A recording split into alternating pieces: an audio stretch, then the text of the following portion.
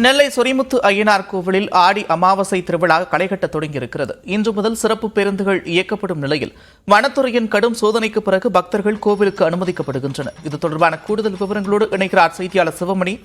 விவரங்கள். திருநெல்வேலி மாவட்டம் முண்டந்துறை புலிகள் காப்பக வனப்பகுதிகள் அமைந்திருக்கிறது சொரிமுத்து அய்யனார் கோவில். இந்த கோவில்ல ஆடி அமாவாசை திருவிழா அப்படிங்கிறது மிக சிறப்பு வாய்ந்ததாக கொண்டாடப்படுகிறது.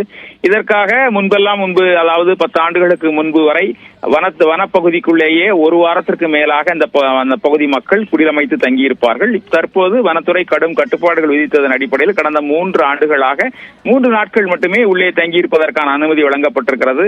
இந்த திருநெல்வேலி மாவட்டம் மட்டுமல்லாது தென்காசி உள்ளிட்ட பல்வேறு மாவட்டங்களில் இருந்து வரக்கூடிய மக்கள் அந்த பகுதியில், அதாவது வனத்துறை கட்டுப்பாட்டில் இருக்கக்கூடிய முண்டந்துறை வனப்பகுதிக்குள்ள குடியமைத்து தங்கி எங்கேயே சமைத்து சாப்பிட்டு இந்த சொரிமுத்து அய்யனார் கோவில் நடக்கக்கூடிய ஆடி அமாவாசை திருவிழாவில் கலந்து கொள்வது வழக்கம். இதற்காக நேற்று முதல் அவர்கள் குடியமைப்பதற்கான பொருட்களை கொண்டு செல்வதற்கான அனுமதி வழங்கப்பட்டது. தொடர்ந்து இன்று காலை முதல் சிறப்பு பேருந்துகள் இயக்கப்பட்டிருக்கிறது. மற்ற தனியார் வாகனங்கள் வனப்பகுதிக்குள் அனுமதி இல்லை என்ற அடிப்படையில் அவர்கள் அந்த வனத்துறை சோதனை சாவடி பாபநாசம் பகுதியிலேயே தடுத்து நிறுத்தப்பட்டு அரசு வாகனங்கள்ல மட்டுமே செல்ல அனுமதிக்கப்படுகிறார்கள்.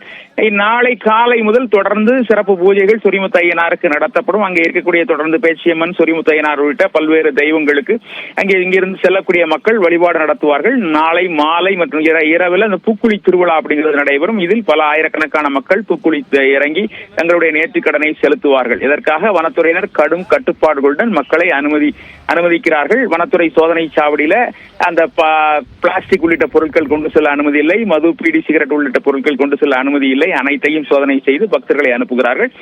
நாளை சிறப்பு நிகழ்வான அந்த ஆடி அமாவாசை திருவிழா நடைபெற இருக்கிறது. நந்தா, நன்றி சிவமணி, விரிவான விவரங்களுக்கு.